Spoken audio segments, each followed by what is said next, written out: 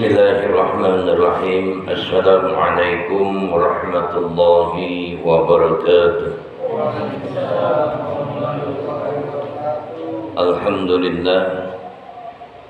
Alhamdulillahi rabbil alamin. Wassalatu wassalamu ala ashrafil anbiya'i wal mursalin Sayyidina wa maulana Muhammadin wa ala alihi wa sahbihi ajma'in, amma ba'du.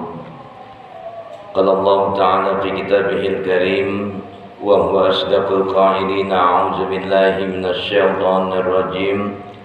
Bismillahirrahmanirrahim. Hafizu 'alas salawati was salatil wusta wa qumu lillahi qanitin. Shadaqallahul 'azim. Yang sama-sama kita muliakan, kita hormati Ketua DKM Masjid Al-Ikhwan, yaitu Bapak Ustadz Anan Syahri. Mudah-mudahan beliau senantiasa diberikan kesehatan oleh Allah Subhanahu wa Ta'ala. Allah panjangkan umurnya, Allah luaskan rezekinya, Allah selamatkan sukses dunia dan akhirat nanti, amin ya rabbal alamin. Yang sama-sama juga kita muliakan, kita hormati Bapak Ustadz Afifuddin, Bapak Ustadz Naim. Juga mudah-mudahan keduanya senantiasa diberikan kesehatan oleh Allah Subhanahu wa Ta'ala. Allah panjangkan umurnya, Allah luaskan rezekinya, sukses selamat dunia dan akhiratnya, amin ya rabbal alamin. Hadirin wal hadirat, ibu-ibu, bapak-bapak, adik-adik remaja yang kesemuanya, mudah-mudahan dirahmati dan dimuliakan oleh Allah Subhanahu wa Ta'ala, amin ya rabbal alamin. Masih dalam satu pembahasan tentang takbir mengangkat kedua tangan, ya. Kemarin kita sudah memulai hikmahnya, ya. Hikmah mengangkat tangan di waktu sholat. Angkat tangan terus ya Pak. Ya, inilah belajar. Ketika kita mengangkat tangan, ternyata itu bukan satu gerakan yang memang enggak ada hikmahnya.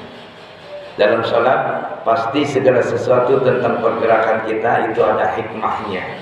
Kemarin kita sudah masuk pada hikmah yang pertama, yaitu hikmah kita mengangkat tangan di dalam sholat adalah untuk mengikuti Nabi Muhammad sallallahu alaihi wasallam. Shallu kama ra'aitumuni usolli. Salatlah kalian sebagaimana kalian melihat aku salat, kata Nabi. Inilah untungnya kita sebagai umatnya Rasulullah sallallahu alaihi wasallam, yang dikatakan sebagai orang yang beriman, yang hidup di zamannya Nabi Muhammad sallallahu alaihi wasallam. Coba Pak bayangin, kalau kita belum ada di zamannya Nabi, itu di zamannya Nabi Adam sampai Nabi Isa alaihissalam, itu ada nggak kira-kira literatur tentang sholatnya? Nggak kelihatan, ya. Kita tinggal di zamannya Nabi Muhammad sallallahu alaihi wasallam, merupakan sebuah keberuntungan. Jadi kalau Bapak ingin lihat tentang bagaimana keberuntungan atau banyaknya karunia yang diberikan oleh Allah Subhanahu wa Ta'ala bagi umatnya Nabi Muhammad sallallahu alaihi wasallam, nanti di rumah Bapak buka surat Ali Imran ayat 164, ya. Di sana Allah Subhanahu wa Ta'ala katakan, laqad mannallahu 'alal mu'minin. Sungguh, ya, Allah Subhanahu wa Ta'ala telah memberi karunia kepada siapa? Kepada mereka orang-orang yang beriman. Karunianya dalam bentuk apa? Idz ba'atsa fihim rasulan min anfusihim, ya. Karena orang-orang yang beriman itu seperti kita ini diberikan oleh Allah Subhanahu wa Ta'ala banyak karunia pada saat ketika Allah mengutus di antara mereka seorang rasul dari golongan mereka. Jadi paham nih Pak, ayat ini mengajarkan kepada kita bahwasanya orang-orang yang beriman itu akan diberikan karunia yang banyak oleh Allah Subhanahu wa Ta'ala. Ketika kapan? Idz ba'atsa fihim rasulan min anfusihim. Ketika diutusnya seorang nabi, diutusnya seorang rasul, yaitu Nabi Muhammad sallallahu alaihi wasallam di antara kalian, ya, di antara kita nih. Keberuntungannya mana? Coba perhatikan. Kita ini diajarkan sholat, ya. Kita ini diperintahkan sholat, ya. Itu adalah hasil karya siapa, Pak?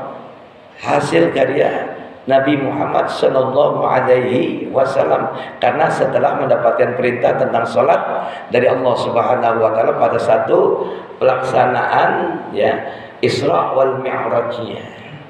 Segala literatur cerita tentang kehidupan itu ada sejak di zamannya Nabi Muhammad Sallallahu Alaihi Wasallam.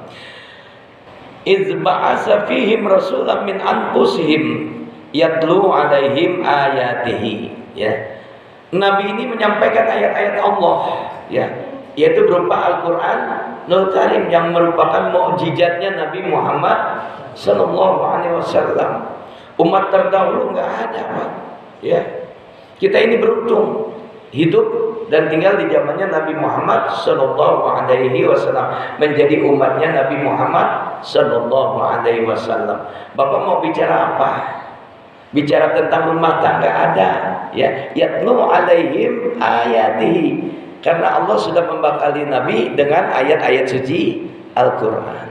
Hidup dalam rumah tangga mau selamat baca Quran, ya, ikuti bimbingan dan sunnahnya Nabi Muhammad Sallallahu Alaihi Wasallam. Insya Allah akan selamat.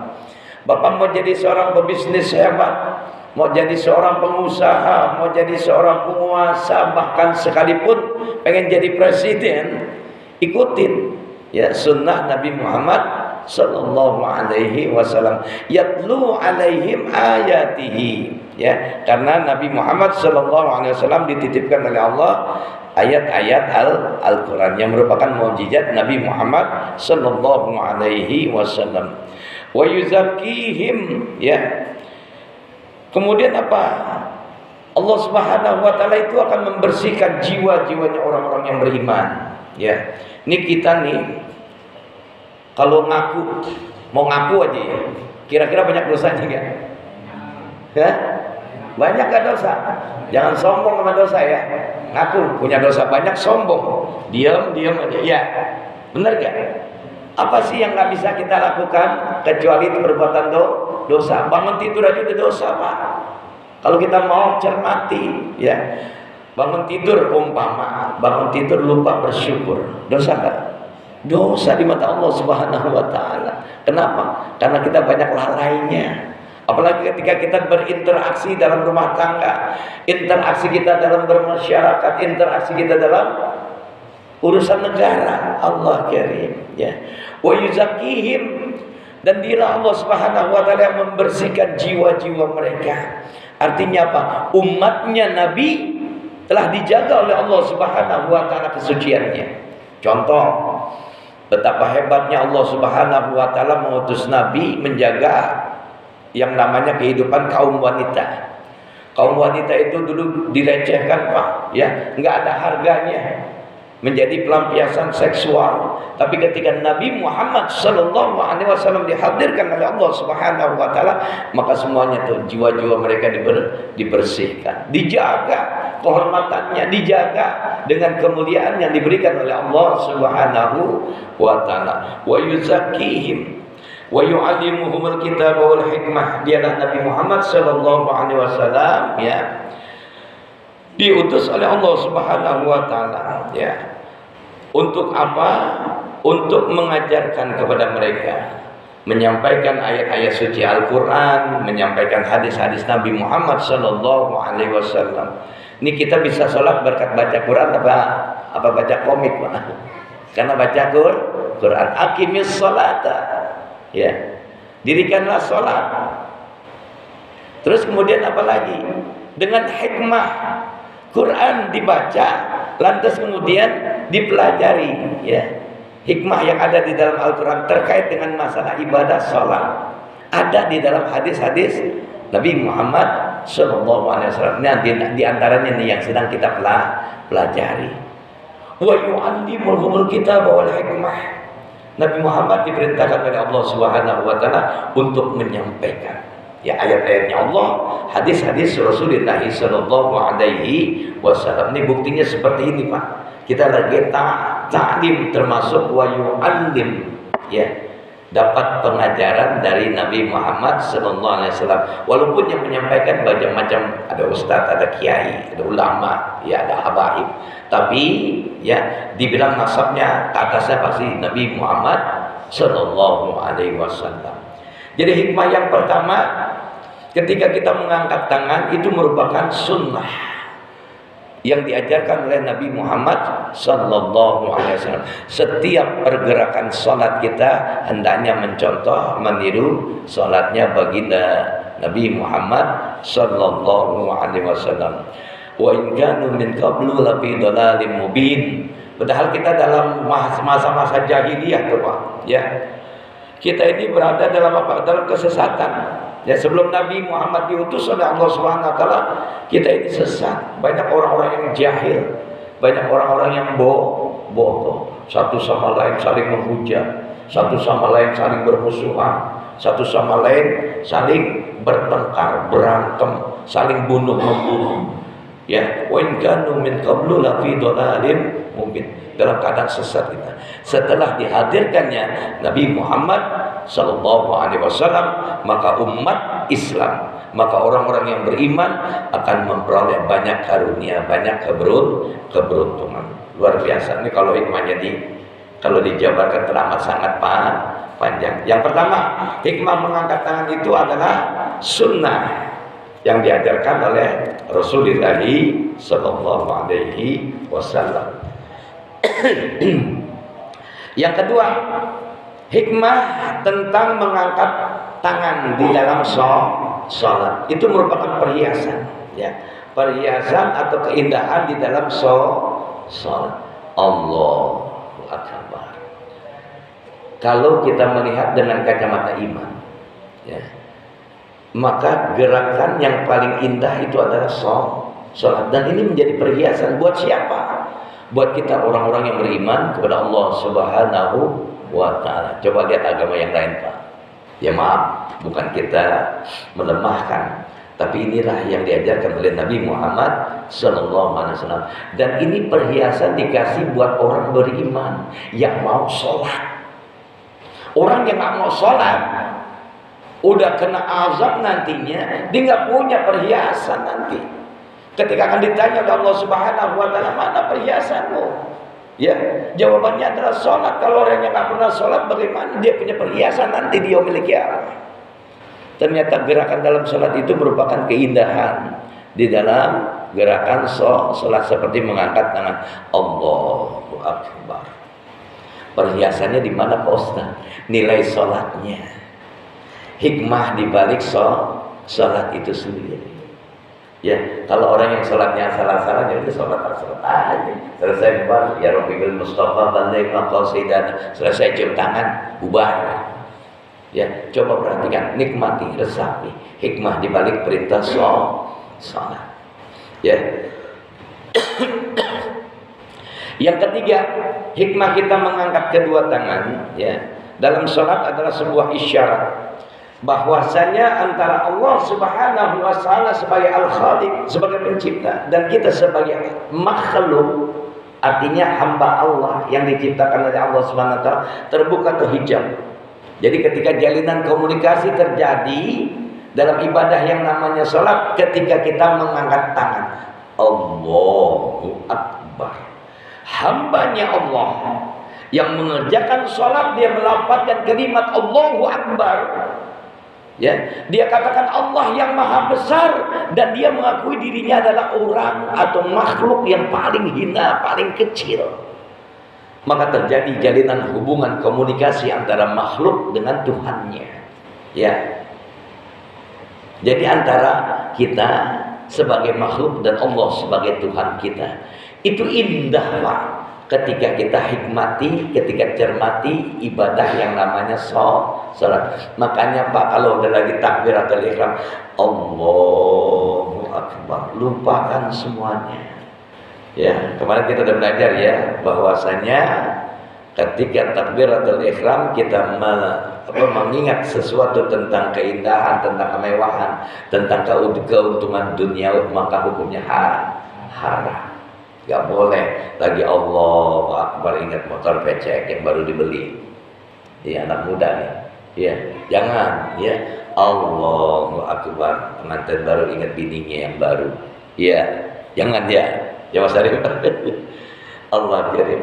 Jadi hikmah yang ketiga ya sebagai isyarat bahwa hamba telah menyingkap takbir ya kepada Tuhannya. Artinya jalinan komunikasi antara hamba dengan Tuhannya terjalin dalam pelaksanaan ibadah sholat yang diawali dengan takbiratul ihram. Allahu Akbar. Makanya hati-hati Pak ya. Sholat itu ibarat lingkaran Pak.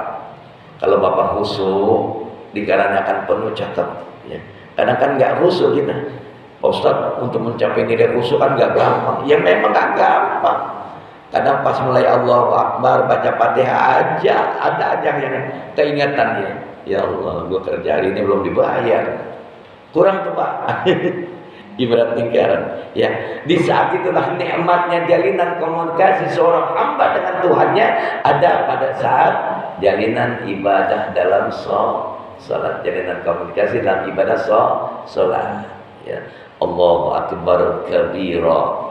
Walhamdulillahi katsira wa subhanallahi bukratan wa asila. Subhanallah, indah Pak.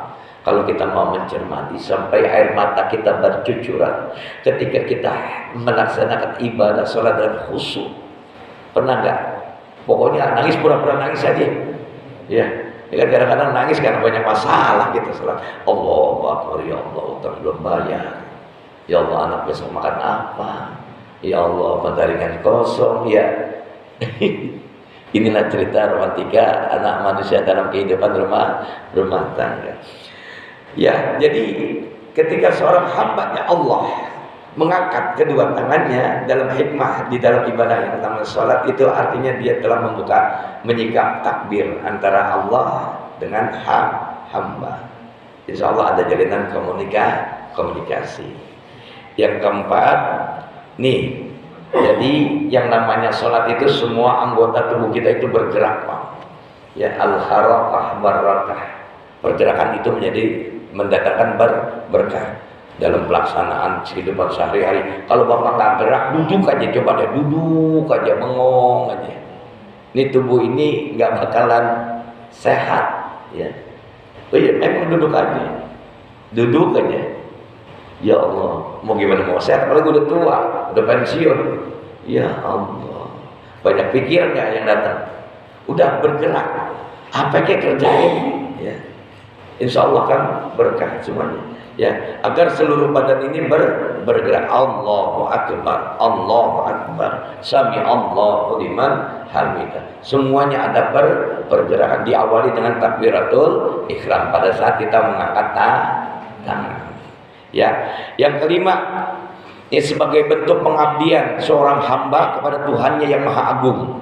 Ya, ketika kita melafazkan kalimat Allahu Akbar.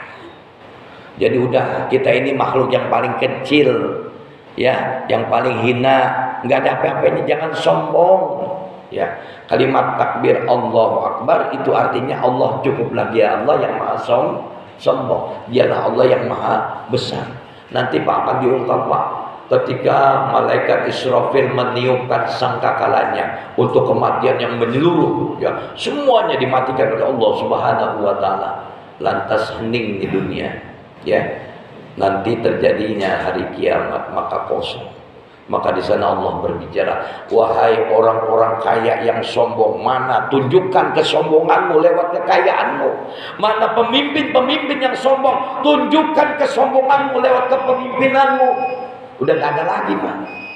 Di sana Allah mengatakan dengan kalimat sejujur-jujurnya, dialah Allah yang Maha Besar, dialah Allah yang Maha sombong. Gak ada manusia yang bisa bangkit pada saat itu. Kenapa? Karena kita makhluknya. Jadi jelas Pak, hikmah di balik perintah sholat lewat satu gerakan mengangkat tangan itu, ya kalau kita jabarkan teramat sangat banyak. Jadi nikmati hikmah di balik perintah sholat. Kalau orang yang nggak sholat Pak Ustaz, kadang-kadang ada ya kita lihat kok kaya ya, hartanya ya Allah banyak, urusannya lancar, nggak pernah sakit ya. Itu namanya istidrat Pak, diulur. Kalau ibarat main layangan diulur terus. Ntar kalau udah dikedetek habis semuanya. Ya, kita orang-orang yang beriman diuji kesabaran kita. Fasbir wa aqimis shalah. Bersabarlah dan dirikanlah sholat. Cukup ayah. Udah mau masuk isya. Memang sedikit belajar mah. Ya, pelan-pelan tapi harus diperhatikan. Ada yang mau ditanyakan, silakan. Pak Sarif. Cukup. Pak Haji. Ya. Apa yang ngantuk? Cukup, ya. Mudah-mudahan apa yang kita pelajari hari ini ya akan mendatangkan rahmat buat kita. Ya, insya Allah kita terus dibimbing dengan hidayah dan petunjuk Allah Subhanahu wa taala. Selamat dunia akhirat kita. Al-Fatihah. A'udzubillahi minasyaitonirrajim. Bismillahirrahmanirrahim. Alhamdulillahirabbil alamin arrahmanir rahim maliki yaumiddin. Iyyaka na'budu wa iyyaka nasta'in. Ihdinas siratal mustaqim. Shiratal ladzina an'amta 'alaihim ghairil maghdubi 'alaihim waladdallin. Amin. Astaghfirullahaladzim. Bismillahirrahmanirrahim. Alhamdulillahirabbil alamin. Allahumma salli wa sallim wa barik ala sayyidina Muhammad wa ala ali sayyidina Muhammad. Allahumma inna nas'aluka ridhaka wal jannah wa na'udzubika min syahhatika wan nar. Allahumma aghnina bil ilmi wa zayyinna bil hilmi wa akrimna bit taqwa wa jamilna bil afiyah fid din wad dunya wal akhirah bi rahmatika ya arhamar rahimin. Rabbana atina fid dunya hasanah wa bil akhirati hasanah wa qina azabannar. Wa sallallahu ala Muhammadin wa ala alihi washabbihi ajma'in. Walhamdulillahi rabbil alamin. Terima kasih, mohon maaf. Sama-sama kita tutup dengan doa kafaratul majlis. Subhanakallahumma wa bihamdika asyhadu an la ilaha illa anta astaghfiruka wa atubu ilaik. Assalamualaikum warahmatullahi wabarakatuh.